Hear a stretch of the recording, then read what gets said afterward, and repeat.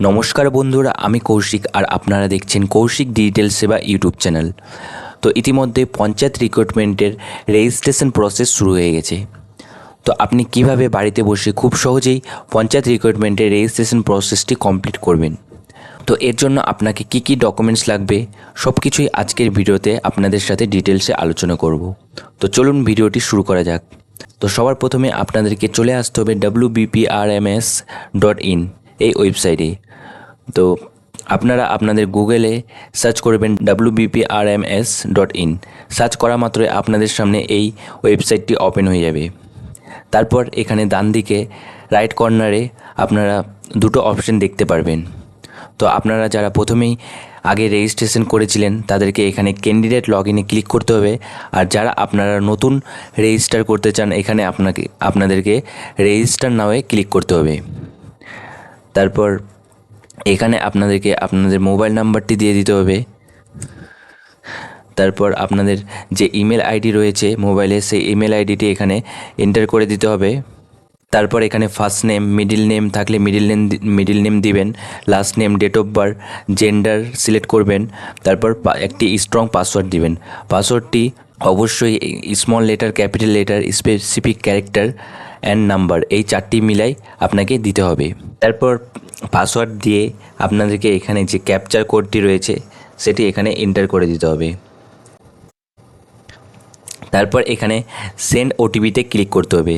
এখানে যদি আপনারা রিসেট ফর্ম করেন তাহলে এগুলো সবগুলো আবারও আপনাদেরকে ফিল আপ করতে হবে। তো এখানে আপনারা সেন্ড ওটিপিতে ক্লিক করে দিবেন। তারপর আপনাদের মোবাইলে ওটিপি চলে যাবে। তো সেই ওটিপিটি এখানে আপনারা এন্টার করে দেবেন। তারপর ভেরিফাই অ্যান্ড রেজিস্টার এখানে ক্লিক করবেন। তো রেজিস্টার করার পর এখানে আপনারা আপনাদের মোবাইল নাম্বার অ্যান্ড পাসওয়ার্ড দিয়ে লগ ইন করে নেবেন।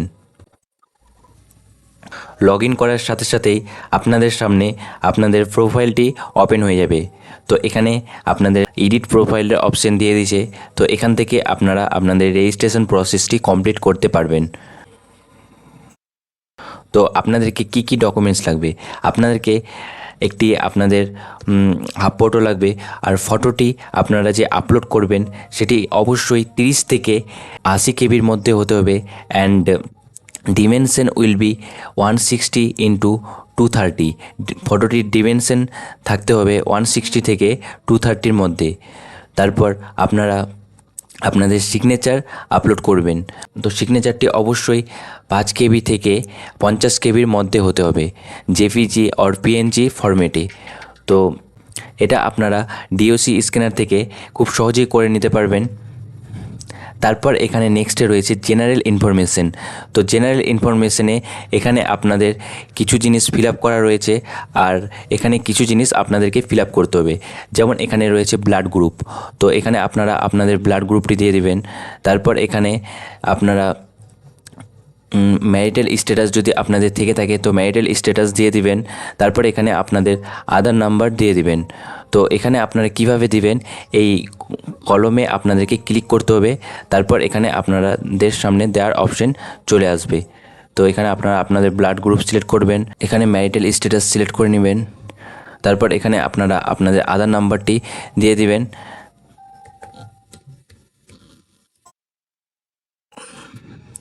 দেওয়ার পর এখানে সেভে ক্লিক করে নেবেন, তাহলে আপনার ডাটাটি এখানে সেভ হয়ে যাবে। তারপর এইভাবেই আপনাদেরকে সব কিছু এখানে ফিল আপ করতে হবে। তারপর কি রয়েছে কমিউনিকেশন। তো কমিউনিকেশনের জন্য আপনি আপনার mobile number and email ID দিয়ে দিচ্ছেন, তো এখানে কিছু করতে হবে না। আর তারপরে সোশ্যাল ইনফরমেশন। সোশ্যাল ইনফরমেশনের জন্য এখানে আপনাদের রিলিজিয়ান সিলেক্ট করতে হবে অ্যান্ড সোশ্যাল ক্যাটাগরি। তো এখানে আপনারা এডিটে ক্লিক করবেন। তারপর এখান থেকে আপনারা আপনাদের রিলিজিয়ান সিলেক্ট করবেন অ্যান্ড সোশ্যাল ক্যাটাগরি। আপনাদের ক্যাটাগরি কি রয়েছে, ওবিসি এ রয়েছে না ওবিসি বি, না শিডিউল কাস্ট রয়েছে না শিডিউল ট্রাইব রয়েছে না জেনারেল রয়েছে।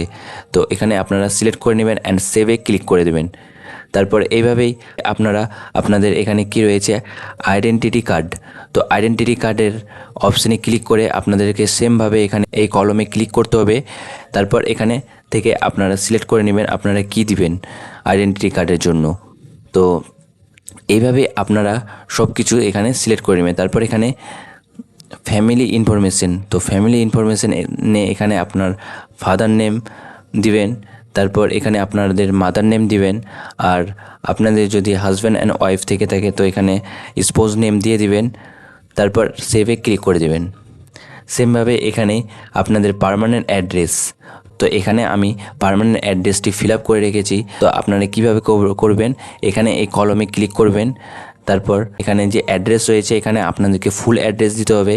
তারপর আপনারা সব কিছু এখানে সিলেক্ট করে নেবেন, state, district, police station, post office সব কিছু সিলেক্ট করবেন।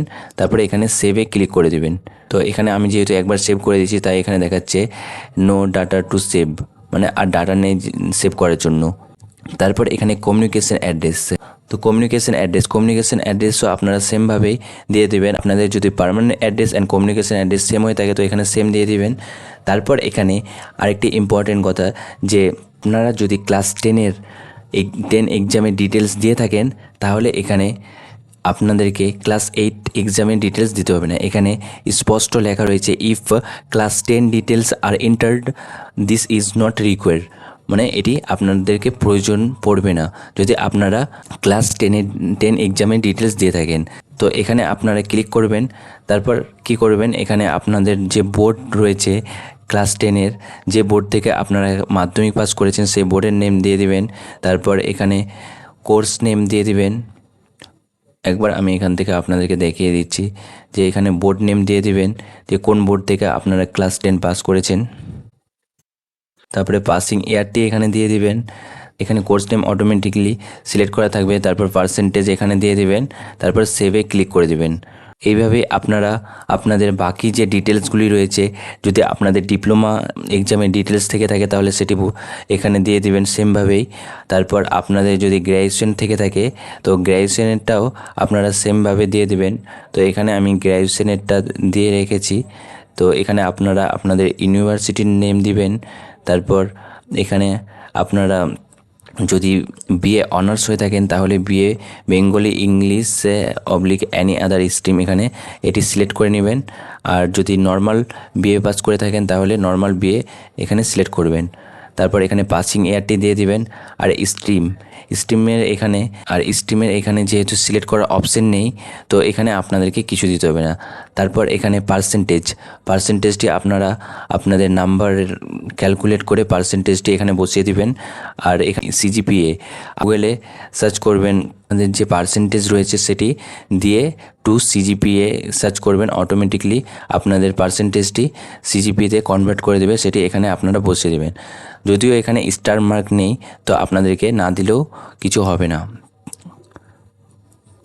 তারপর সেমভাবে আপনারা যদি পোস্ট গ্র্যাজুয়েশন করে থাকেন, মানে এমএ যদি করে থাকেন তো সেমভাবে এখানে এমএ এক্সামের ডিটেলস দিবেন। তো এইভাবে আপনি আপনার পঞ্চায়েত রেজিস্ট্রেশন প্রসেসটি কমপ্লিট করবেন। আর এই রেজিস্ট্রেশন প্রসেসটি কমপ্লিট করে রাখলে পরে যখন ভ্যাকেন্সি ছাড়বে তখন আপনাদেরকে আর বেশি কিছু ফিল আপ করতে হবে না। তো আপনাদের যদি ভিডিওটি ভালো লেগে থাকে তো ভিডিওটিতে অবশ্যই লাইক করবেন। আর এরকমই নতুন আপডেট পাওয়ার জন্য আমার কৌশিক ডিজিটাল সেবা চ্যানেলটিকে অবশ্যই সাবস্ক্রাইব করবেন। ধন্যবাদ।